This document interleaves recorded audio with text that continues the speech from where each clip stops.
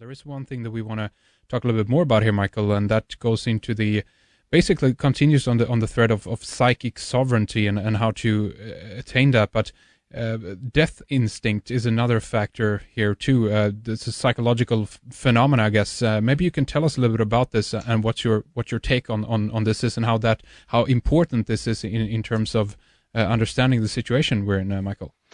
Well, this ties back to Freud and the whole question of the ego and the repression. Freud, in his last works, decided that there was, of course, the life instinct, which is having children and feeling positive towards the world, and everything grows and everything gets created.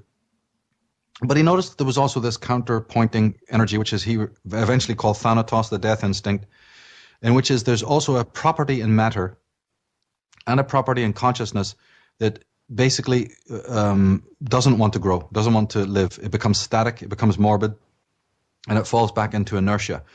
Dust gathers on a table, rust gathers on a piece of metal. There's certain entropy. Nature is also pulling things back into the void. There's a deconstructive model. And Freud's term for this was after the Greek god Thanatos. And he also said that it happens in the mind. With a morbid soul who's been brutalized and terribly hurt, it's like a form of regression.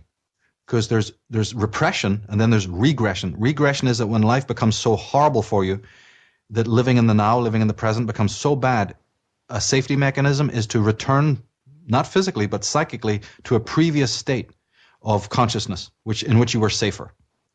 And this thing called regression accounts for an enormous amount of human behavior. Incredible to study it. And the death instinct is a much more morbid version of that, in which the person not only now regresses to a previous state, they basically stop. All forms of life force slowly fade. And then you have this, again, morbid, basically vacant, very manipulatable, vulnerable type of person walking around. And so Freud elaborated, you see, on his theories.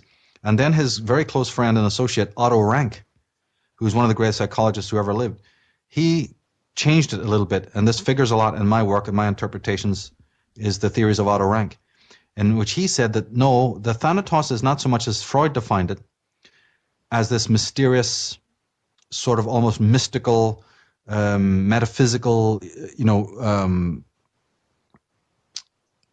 inertia,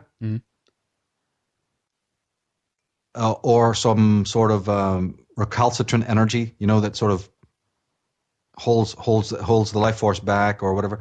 He believed that the Thanatos instinct is what you see when you look out into the world as it is. And this might not sound like a lot to people, but it's actually a tremendous discovery. He said that the Thanatos instinct is not some mysterious state which is almost imperceptible.